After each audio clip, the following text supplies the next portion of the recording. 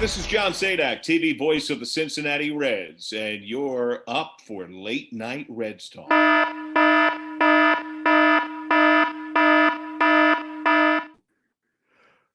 It's emergency time, folks. It's emergency time. It's emergency time. Welcome to, I guess, early morning Reds Talk Live. Happy NCAA March Madness Day. Yeah, hopefully the NCAA tournament bets go better than my first 4 bets. That was rough. Yeah.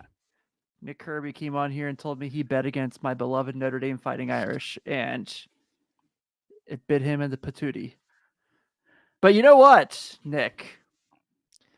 Our good friends at Bet Online are getting you ready for the NCAA tournament, and we've got a lot of excellent odds here. And you talked about Memphis earlier in the week. You still feeling pretty good about the Tigers? I don't know why anyone would want to take my advice, but yeah, sure. Let's go Tigers.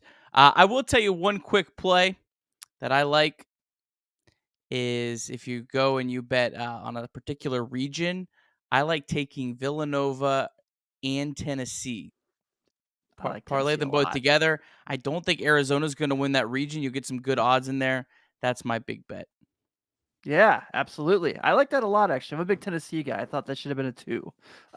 But hey, if you are looking to make a little cash during the NCAA tournament, go over to betonline.ag and use our excellent promo code of BELIEVE. That's BLEAV for a nice 50% welcome bonus. That way, things can go a lot better than betting on the first 4, like Nick Kirby did. Tough scene. Yeah, tough scene. But this is an emergency show. We are here to discuss yet some more moves. No, Clay, Carlos was not sent to the Mariners. That was you. Accurate. Hi, Max. So, in like the span of like 15 minutes today, I have my phone down and I text you. And Xavier has a new head basketball coach, and Amir Garrett's traded. So we're gonna get to that because it was just an insane like 5 to 10 minutes of like what is going on in my house. But let's kind of get to some cool stuff at first. I guess is there such thing? I don't know if Reds fans want to hear like things are good right now. So today the Reds announced that they make a move to bring in Donovan Solano.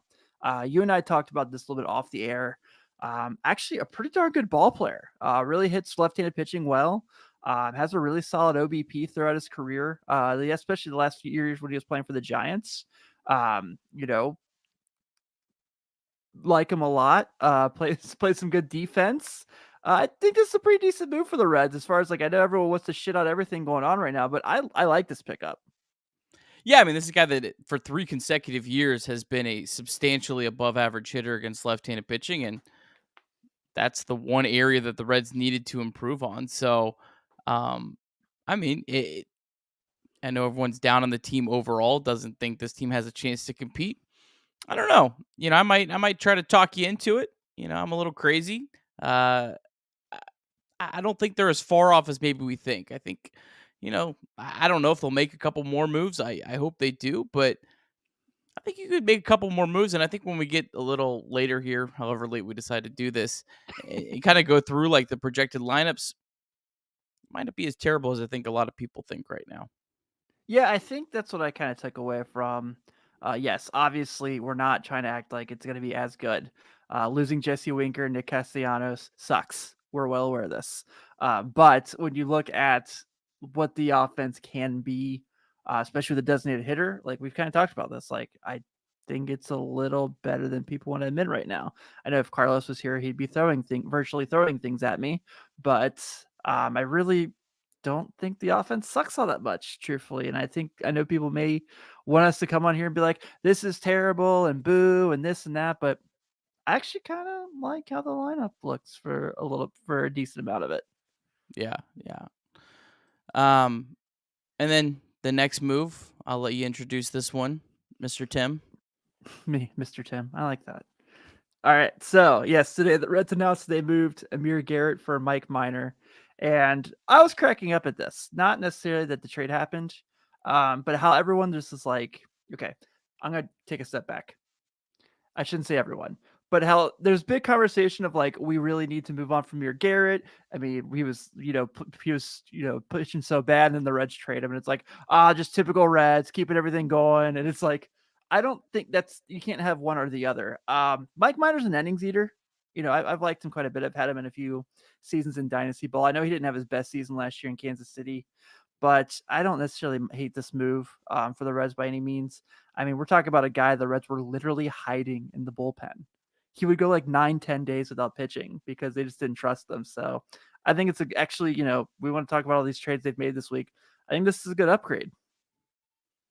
Yeah, I mean, I don't really know if I make a big deal about this trade one way or the other. I don't think it's something you can say, oh, that's a great trade. I don't know why anyone could say this is a bad trade. It's not really meant to be much at all. I don't think it's kind of just having two guys fill two spots for two different teams. I hate seeing Garrett kind of leave on a sour note with the Reds because I really liked the guy. He was a fun pitcher. I knew his antics might have, worn some people down at times. But I mean, it stinks. I was hoping he could have a resurgent year, but in reality, same with Gino. The chances of him having like a full resurgence probably slim if we're being, realistic. Mike Minor, the one interesting thing is I actually just saw this before. I hadn't seen it before. I don't know if Derek Johnson was his pitching coach at Vanderbilt, but Derek Johnson was at Vanderbilt while Mike Minor was there. So that makes me was like, oh, flashing light bulbs. Yeah. If Derek Johnson likes to work for the Reds from time to time. Yeah, so I think there might be something, with that. Mike Minor could be a guy that eats some innings early in the year. If the Reds are out of it, like 99.9% of Reds fans right now think, you could flip him at the deadline and you're going to have these younger pitchers to fill in, and it could work out really well. So this is kind of interesting. Our guy, Suarez, actually has Minor ranked, I'm not doing math at this hour, but like 60, 70 spots higher than Wade Miley in his rankings. Now, the Zips projections have Miley slightly better. So I know there's a big conversation about, why would you let Wade Miley go and get this trade when I think it was about $2 million difference between the two. Yeah. I mean, Minor might have more upside. I know that sounds crazy after Wade Miley's coming off this great year, but is Wade Miley going to be able to repeat that? I really don't know if Wade Miley is going to repeat that in 2022. He is a fascinating player. I'm interested to see what he does. I could see him having a great year, and I could see him having a terrible year. I really honestly could see both. So I hope the Reds have done their homework on that, and they feel very confident in that decision. But yeah, I don't know. So I go Mike Minor. Yeah, I'll be pulling for Mike Minor. I had him in fantasy ball this couple years. He was pitching for the Rangers, I think it was, where he was pitching pretty well. So I'm pretty okay with it. Before we kind of move on, I saw Bryce put it in the chat as I was also getting the push notification. It is official. Freddie Freeman to the Dodgers, 6 years, $162 million. And we kind of talked about this a little bit, how we liked what the Braves did getting Matt Olson, because we liked Olson a little more than where Freeman was at this point in his career. And I totally understand the Dodgers doing this, but I guess this moves Max Muncy to third, or they kind of, with the DH, maybe they'll kind of switch that off. But do you kind of feel like this might be a slight, I shouldn't say it because he just came off a World Series, and maybe I'm just kind of crazy at the moment because it's very late at night, but I almost feel like this is a pretty risky free acquisition for the Dodgers. I mean, risky for the Dodgers is what, like right. half the risk for most of the other teams in baseball. Mm-hmm. I'm not going to feel sorry for them if it doesn't work out. Like they'll be able to figure it out. They'll, how many bad players have the Dodgers and Yankees signed? And, it is what it is, I guess. But yeah, I mean, is that less than Olson's extension? Bryce, where are you at there? Is it? Yeah, Bryce. I need you to tell me here this, Bryce. But I mean, it's definitely, it's like similar at least, right? So I mean, it's pretty similar, yeah. I mean, it wasn't a money thing. This was the Braves pretty much basically choosing Matt Olson over Freddie Freeman. The Braves did not Yeah. believe in Freddie Freeman long term. So that'll be a fascinating player to watch. I could totally see Freddie Freeman like having like 2 incredible years and just the Braves getting hammered over and over again. Yeah. And then it starts to flip, year 3, year 4, year 5. He's getting, up into the his later ages, and not everyone ages like Joey Votto. Joey Votto is a unicorn. Players Yeah. are not supposed to hit that well in their age 37, 38 season. That is not normal. It's like Joey Votto, David Ortiz, and a handful of other guys. It's not normal. So Yeah. that's interesting. Max did say so. Olson's is 8 years for 168 million. So pretty similar. Literally, almost identical. That's wild. That's fun. That's fun. It is fun. That'll be a fun, fascinating debate to watch for years. And I think there's valid points on both sides. I don't think that's one of those like, this is right and this is wrong. I'll say it. I don't really care. The loyalty thing. I mean, these guys are signing it's a lot of money in this, loyalty is whatever. I mean, like you got to do what's best for your team. Especially when you're talking that much money. We're not talking about, keeping a guy for an extra 2 years or, bringing Brett Bronson Arroyo to let him retire as a Red. This is a much different, situation than that. I guess Mike Minor and the Brandon Williamson move, that probably counts out the chance of Johnny Cueto coming, right? It was reported after it that the Reds were interested in him. I don't know. I got an interesting theory. I wonder if the Reds, because they have like 17,000 starting pitchers right now. Right. Wonder if the Reds are going to kind of similarly adopt like some of the Rays strategy where they've had some guys bounce back and forth between starting and relieving. I don't know. Is fuming as you're saying this, as he's in not. I'm just thinking out loud. I'm not saying it's a right or wrong or in between. Typically, if the Rays have done it, they've probably done it right. It's usually what's happened. But I'm kind of interested in that, or I'm interested. Do the Reds like just view Vladimir Gutierrez not like the rest of us do and say we think he's a reliever and like he's just going to all of a sudden be a reliever? I don't know. Or we're going to make him a reliever for a year and maybe try him back as a starter next year. I think there could be maybe some of that at play. That'll be kind of the interesting thing I'm watching in spring training when we get going is who gets slotted where and who goes to AAA, who stays, who goes to the bullpen. There's a lot of very difficult, but I guess kind of fun decisions. Yeah, where's my guy Raver San Martin going to be? I mean, that's my dude. So I got to keep an eye out to see where he's going to be, obviously. Seems like people are pretty high on him throughout the franchise. So I'm hoping that he gets a chance to succeed, whether that's as a reliever stretched out in Louisville. Who knows? There's a lot to kind of go into that. So we did get some comments from Nick Krall the last few days. Let's jump into the Nick Krall conversation. We got a clip we'll play about that, and then we'll kind of get to the questions. I think we might answer some of it while we're having this discussion here. Sure. And that's pretty much it. We'll answer whatever questions are there. It's awesome. 12:19. I guess this is our peak time here, Tim, because our chat is lit up. Our peak time is late at night and when the Reds do something really bad or people hate it. Our show name is Late Night Reds Talk. That is true. That is true. Yeah. The people are here for it. What dumb idiot thought of that name? Let's play the video first, then we'll get to the comments.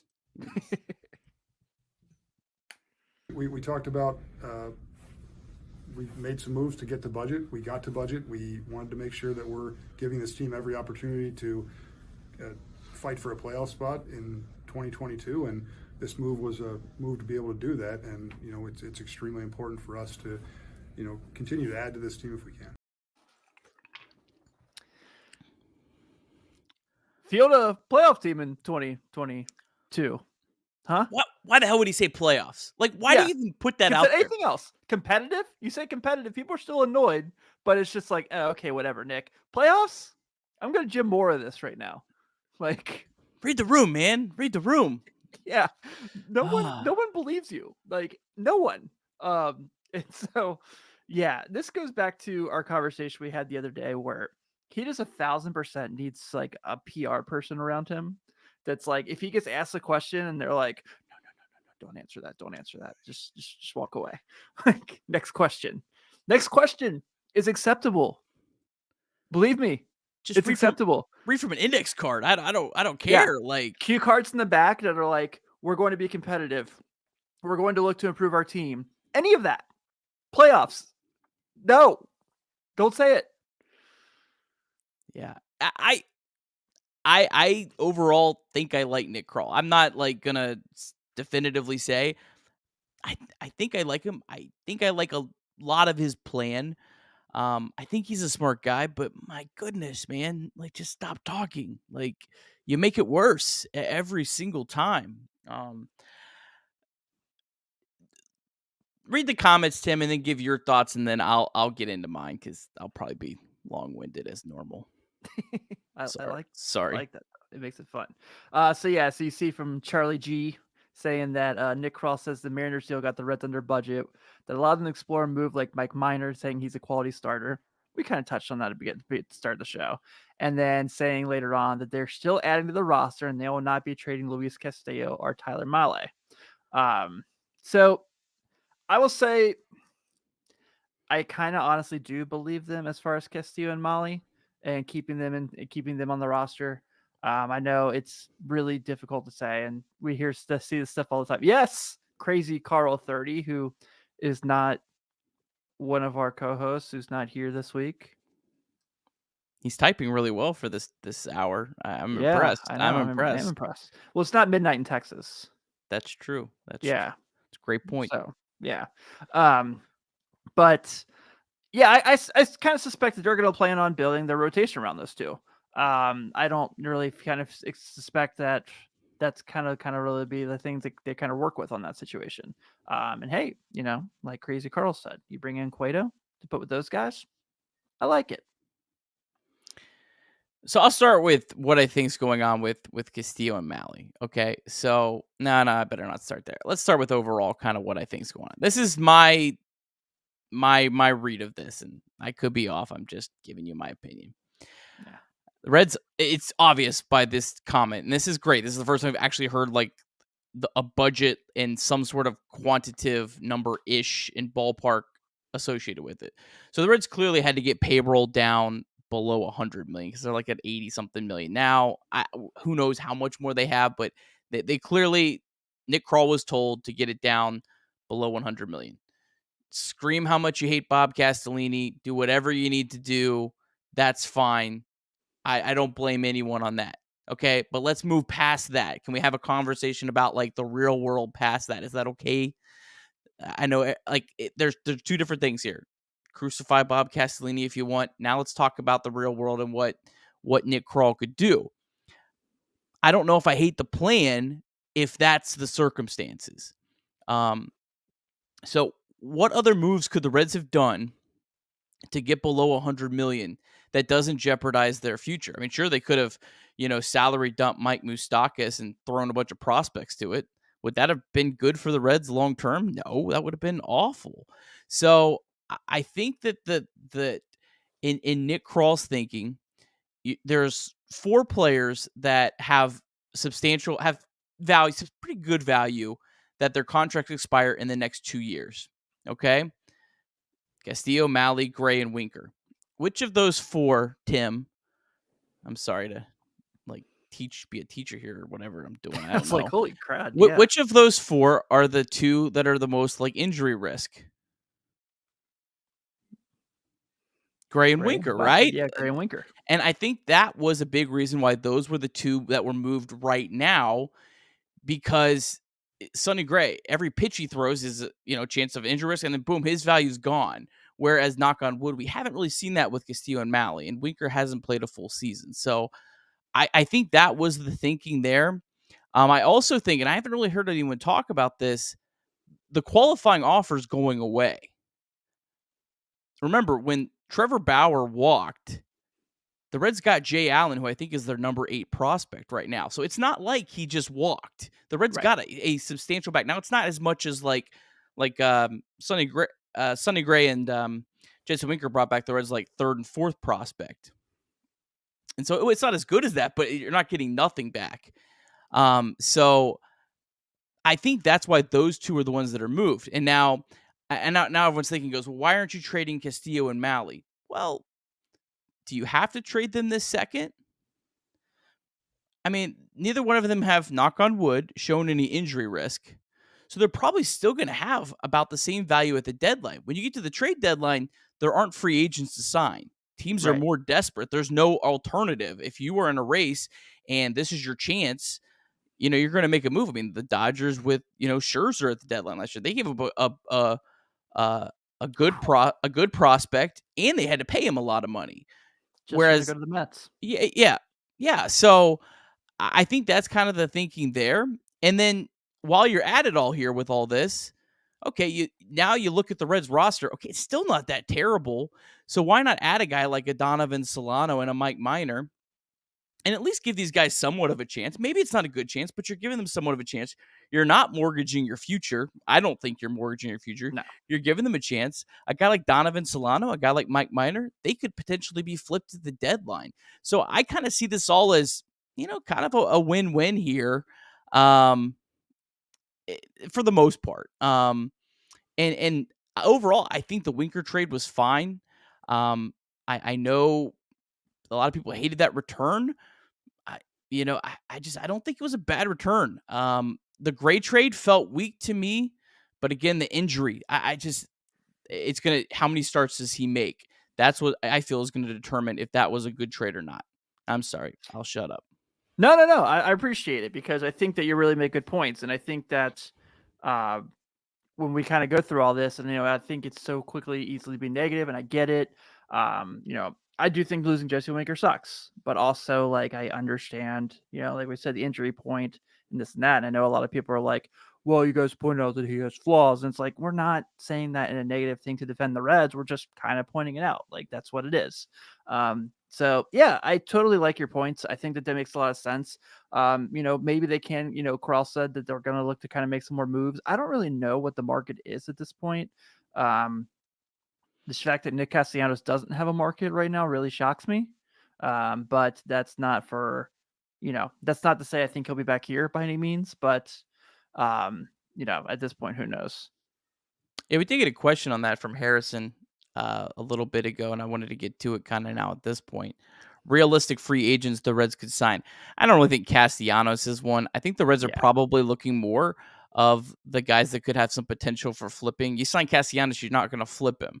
It's kind of like players, and I'm not saying this in a bad way, but players at that, they're kind of like a car that you buy and you get drive off the lot. Once you drive them off, like, they don't really have a lot of value when you're signing guys to, $100+ million contracts. So I would say, I don't know, maybe a guy like Jorge Soler that you're buying low.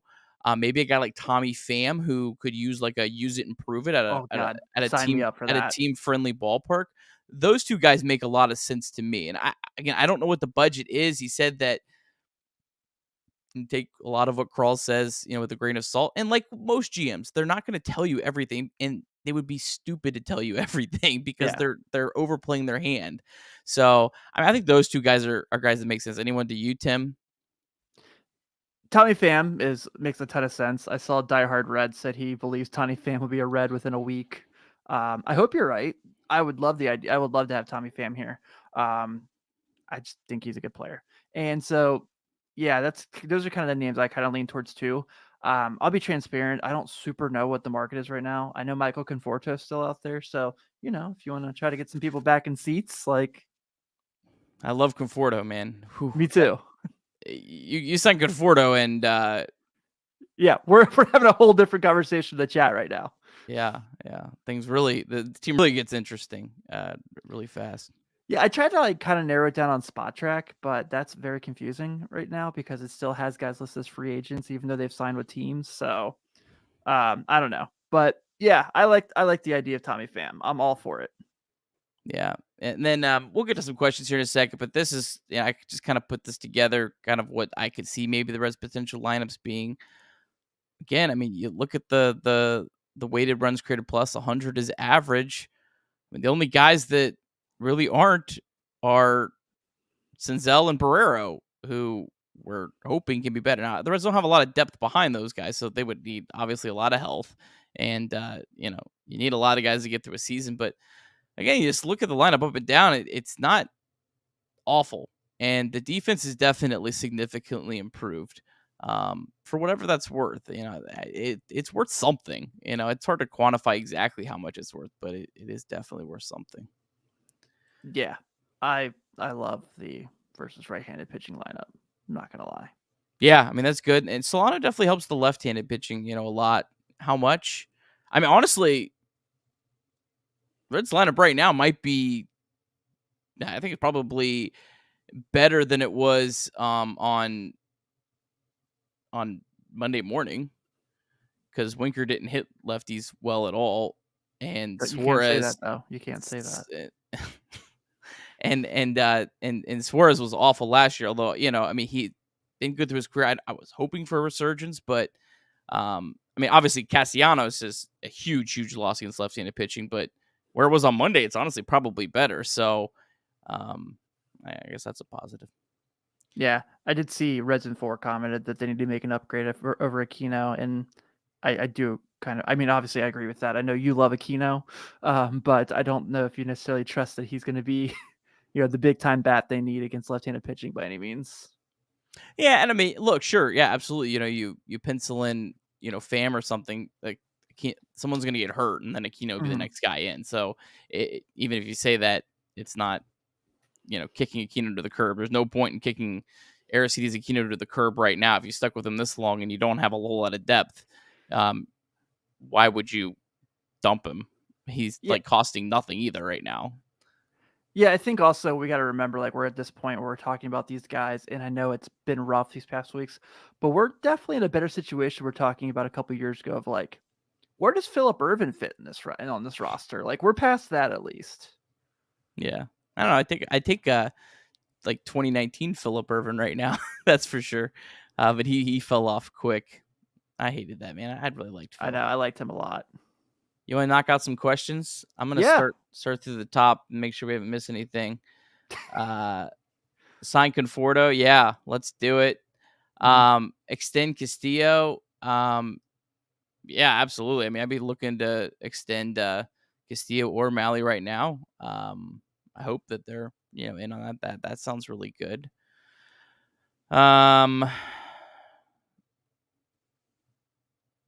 Sorry,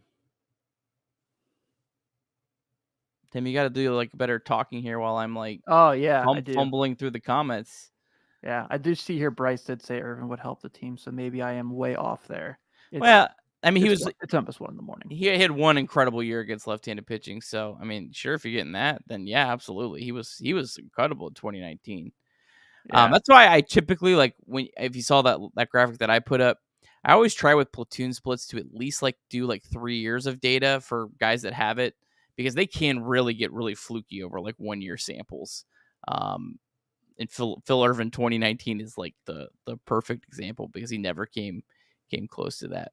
Bryce had an interesting comment. Good comment here. The big thing about Gray was a $500K difference between him and Gray, and they were traded 36 hours apart.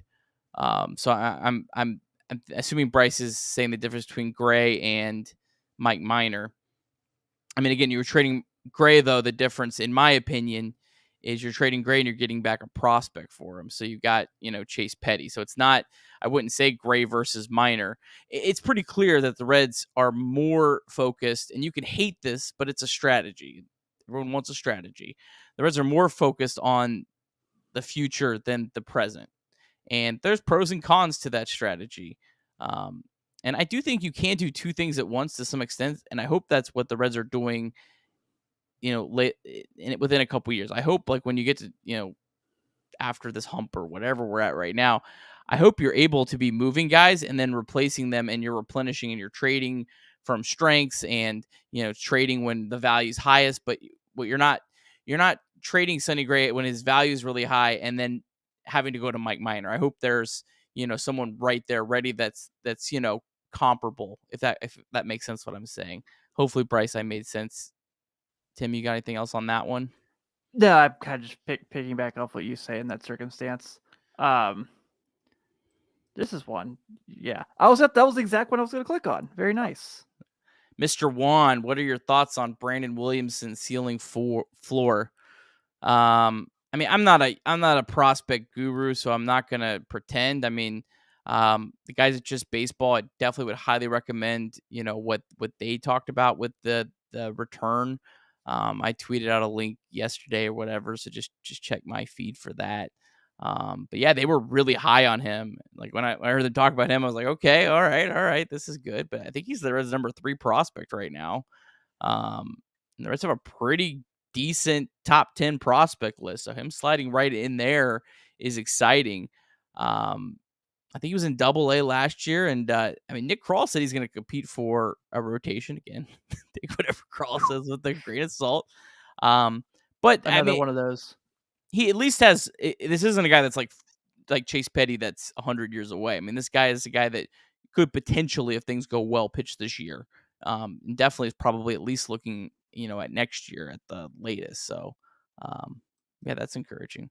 Oh, I should have just looked at the next comment because Evan gave us a great thing. Brandon Williamson could be a great 3 or solid 2 in my unadulterated, non-educated, optimistic opinion after talking to some inspirational minds. Evan, I love that comment, man. That's awesome. Thank you, Evan. We appreciate it. Evan's a good dude. Yeah, I like it. You take this one, Tim. Yeah, so they asked if you guys believe Krall when they say they're not moving Male or Castillo. I think at the moment I do.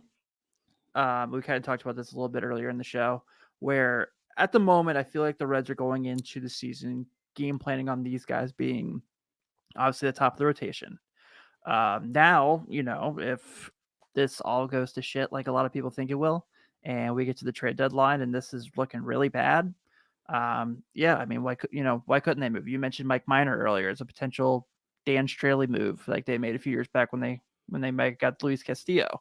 So was it Luis Castillo? Or was it? I always get Latos and Straley mixed up. Latos was DeSclafani. Okay, yeah. All right, I'm on the same page. So yeah, at the moment, I believe that we will look at Luis Castillo and Tyler Mahle on the roster. But if they're 16, 17 games under 500 at the trade deadline and it's not looking good, and they can get some good stuff for them, why not? Yeah, I mean, my guess is they've been fielding offers and no one's paying them what they're worth. And you can't just trade guys whenever the hell you feel like it. You have to have someone. The show. You have to have someone willing to pay for it back. So, I mean, I think they've probably been fielding offers like, yeah, no one right now is. Maybe we can get someone that's a little more desperate at the deadline. It is not worth giving them up now, especially when there may be guys that we could extend. Maybe guys, if we have our development really, strikes gold this year and we feel like we're really ready for next year, we can, add more, ramp up and reevaluate. So, I just don't think you have to be in a rush to trade either two of those guys. Their values, knock on wood, isn't gonna diminish much over the next couple months. Yeah. Can I pick the next one after this one? Oh yeah. Okay. I do like this, by the way. I think Max actually made a really good comment earlier about the Reds are doing things very similar to what the Rays have been doing, where they've been trading guys when they realize they're not going to be able to sign them back and stocking up on guys and kind of just like starting that rotation, which has really worked out for Tampa for a while now. So I actually really like that point he made earlier. Yeah, I'm with that too. And I mean, I think that, if this is how you're going to be spending, that makes a lot of sense. It makes more sense, to kind of spend your money on free agents and get value out of the guys that when they start costing more, and they're close. And the qualifying offer really, I think, changes the Reds' mindset a lot on a lot of these things at the end, because you're not getting anything back. Yeah. Max's comment here on Goody, Vladimir Gutierrez. Yeah, I definitely don't think he's a lock to start. I think he probably makes the team. I don't see them sending him down to AAA. That would, unless he just really has a disastrous spring. I think I could definitely see him just getting moved to the bullpen. They did that with Tony Santillan last year and it worked out. I think Gutierrez's stuff would play well in the bullpen. Yeah, I did too. I just had to bring this one up real quick because Sydney asked it. Our good friend Sydney. Thoughts on having all of the farmers? Because today the Reds announced Buck Farmer to a minor league deal. And honestly, is there a better baseball name than Buck Farmer? Not many. That's a strong name. That is a strong name. I just saw that in there and I was like, I gotta make mention of Buck Farmer. Yeah. I didn't make a slide for Buck. I'm sorry. He was the minor league signing, and it's late, and whatever. Yeah. Bryce, AAA rotation going to be better than the Pirates? Hell yeah, it is. Hell yeah. I love to read anything bad about the Pirates. So keep bringing it, Bryce. Yeah, the Reds at 4 kind of added what I was saying. Goody has relief pitcher stuff. Yeah, I could see him kind of being that 2 or 3 inning guy, and I kind of wonder if that Rays model. I kind of see the Reds maybe doing more of a middle ground between Tampa and San Francisco, what they did last year. And you know how much how annoyingly obsessed I am with good platoons. And it looks like the Reds are finding some platoon guys. So, everyone who thinks I'm Nick Krall's burner, you called it. I mean, Donovan Solano was signed today, was he not? It's true. There was a really good comment on there I saw. Let me find it again real quick. That's really Branch Brown made this point, and I think we've talked about this. I know we're kind of talking about the year coming up. I think it's been, we saw him obviously play a lot there this year. And, I think now with the DH, that takes a lot of pressure off his legs too, so he doesn't have to play every day. I know this kind of goes into what happens with Andrew Knapp as far as like the backup catcher role. But I really do think that, and we've seen this throughout baseball. This isn't like the Reds are the first to do it. I mean, Joe Mauer played nothing but first base the rest of his career after he was battling injuries from catching. And then Buster Posey, split time between catcher and first base for a while. I know that's a name that gives Reds fans nightmares, myself included. I was there, so I'll never get over it. But yeah, I certainly think, obviously whenever, now, we've talked about this, the designated hitter gives the Reds so many options. And, with situations like you can give Joey Votto a day off in the field, he can hit. You can play Tyler Stevenson at first base those days. Mike Moustakas, you can kind of work that situation there as well. As long as we're not doing that thing we had last year where there's talk about Tyler Stevenson playing in the outfield, I'm cool. Like if it's catcher, first base, DH, I'm in. Yeah, no outfield. We don't need no Wilson Contreras garbage going over here. God. Yeah, I actually had someone ask me about that the other day. I was kind of looking through Tyler Stevenson. Remember, Tyler Stevenson only caught 60 games last year. Yeah. So, it's hard to see. He learned first base at the major league level. Yeah, it's hard to see him maybe more than doubling that. So I would say probably 120 starts is probably the max. I don't think you want to, really go crazy. So I'd probably say he's maybe in that 110, 120 range of starts behind the plate. And this is assuming health all year. And then, maybe he gets 30 or 40 between first base and DH. And probably a lot of those would just be depending on how he's feeling, how Joey's feeling, how Mike Moustakas is feeling, who maybe has the worst legs. They're the DH. That's probably kind of, I guess, how you'd look at it. Yeah, I agree. Good question here. You want to read it? Yeah. So Diehard Reds asks, what do you guys make of the lack of market for Castellanos? Do you think there's any chance we sign him to a 2-year deal with an opt-out after the first year? We kind of touched on this a few minutes ago. I am really shocked at this point with where we are with spring training starting up and everything I know obviously we're in a circumstance where, everyone's kind of rushing to get their roster together because of the lockout and the shortened spring training. So I'm sure he's got suitors out there. I know the Phillies were talked about for quite a while there. But I am shocked he's not signed, to be honest with you. I thought at this point with everything going on, maybe now that Freeman's gone, he's probably, he's definitely one of the better bats available. As far as the second part of this, I would love nothing more than to come on here, Diehard Reds, and say, yes, Nick Castellanos will be a Red. We'll do some kind of 1-year prove-it deal. But I don't see it. I think with the moves they made, the conversation that came out where Bobby Nightingale mentioned earlier in the week that they haven't even talked to him, I would definitely be shocked if Nick and Jose Barrera is already wearing number 2. So I feel like we've just about all but moved on from that. Yeah, I mean, our guy John Heyman actually had a tweet that kind of goes along with this. That Correa Freeman story I guess Freeman's gone now, Castellanos and Conforto, all of the qualifying offers attached. I know there was some confusion on that, but I guess the qualifying offers are still in play. So, I mean, that's, I think, a reason that his market has dwindled. Someone has to give up a quality draft pick for them. And, you kind of see how valuable those are with kind of what I was saying earlier. And then, I mean, he's not a good defensive player, and he doesn't want to DH. So that probably limits his market a little bit. I don't know. It's hard to see him coming back to the Reds just because I just don't see them looking for, like a 5-6 year deal at this point for really anyone. And it's hard to see him accepting some short-term deal when he just turned down like 19 million for 1 year from the Reds. Like that would kind of be like going back on what you just declined. I don't know. I mean that. So I don't know. I don't see it. I mean, I'd love it. It'd be awesome. Yeah, I would love to see him Let's here. go. Bring it on. But I don't. More I just, episodes with Ryan. Love it. Yeah. I like this one here. Could you see the Reds getting a full-fledged catching prospect, one of the upcoming deals to move Stevenson to first base?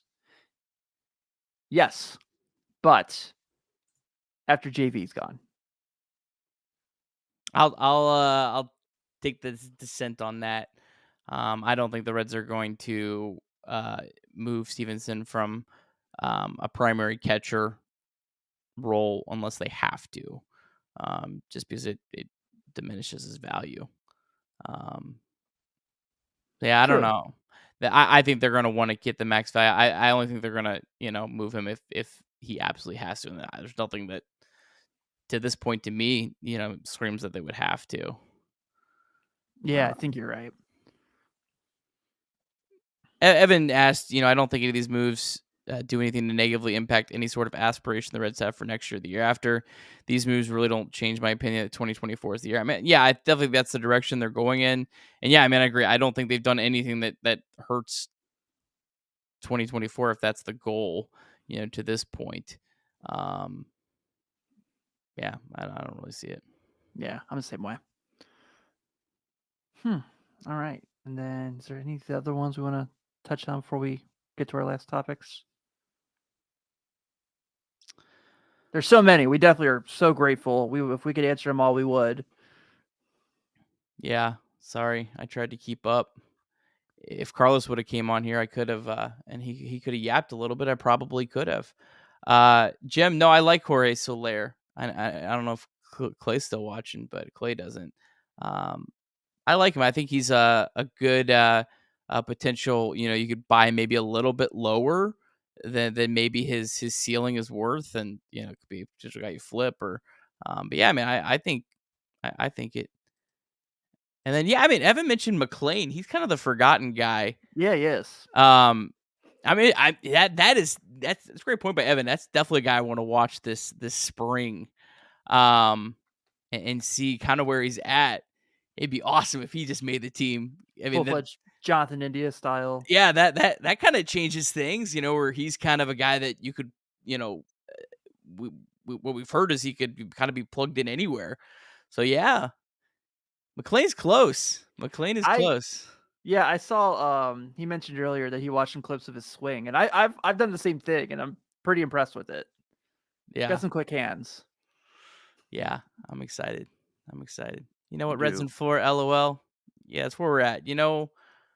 I'm kind of at the point here where, look, there was some things done I didn't love. I wish the Reds would have spent more and gone. I hate punting on a 25% playoff odds, but look, it is what it is.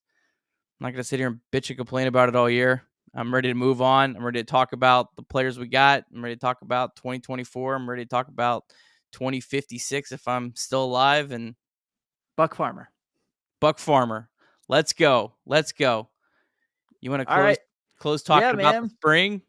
It is. So we do have the spring training schedule. And as you see here on the left, Dick just had an interview with Chris Welsh where he didn't know just quite yet what that was going to look like. So we do now know what the broadcast schedule will look like for the Reds for during spring training. So we can see some Max McLean games, which I'm pretty excited for. And then you see there also that we've got some situation. We've got a couple more games to be excited about. Farm those bucks. I'm all for that. Nick Lodolo. There you go, Evan. I'm sorry, Friday you guys will have to hear the Cleveland broadcast. They're not terrible, but they're not. It's not John Sadek. It's not the GOAT. It's not the. Yeah. If there's hey, you know what? If there's any reason to watch Reds baseball all year, I don't think the Reds are going to be terrible and be a 90-loss team. But if they are, John Sadek. John Sadek's going to be elite at that. He is going to handle that like the champ that he is. He's going to make it interesting. It's not going to be cranky pants up there in the booth, being all upset, every night about things that he doesn't even know. But yeah, I think we got John on a Sunday. I think he's doing the Sunday game. If I'm reading this right, well, I'm assuming it's Reds broadcast. I assume it could be Jim Day. Actually, probably is Jim Day because John's still in the NCAA tournament. Yeah, maybe he's going out there on Wednesday. I don't know. We'll see. I can't wait to watch John again. He's our guy. Pal. He's our guy. Friend. 2-time guest of the pod. Our friend does our intro. Yeah, Team John for life. Yeah. Ooh, Jim. Could Matt McClain be the next Dustin Pedroia? You certainly hope so. Next, Chris Taylor. I'll take that too. Ben Zobrist. Let's really go big. Yeah, that's Nick Senzel. It's 12:52. I'm allowed to curse. Yeah, exactly. It's only time. I honestly, I have no idea why any of you are watching this at this hour, but I appreciate it. Yeah, we kind of just threw this together last minute because we saw the trade. Now, barring if anything happens the next 2 days, we will not be doing an emergency show because it's our favorite time of the year before opening day, of course. I made a first 4 exception, but yeah, maybe we can get Carlos on here solo. That would be that'd be awesome. Honestly, actually, yeah. I mean, that would be our highest rated show. There's no question about it. Yeah, and then we'll close out with this nice comment from Bryce for you. Bryce, we stand you, man. Thanks for your support. And being like a regular guest on the show when I'm not around. That's always nice too. It's always appreciated.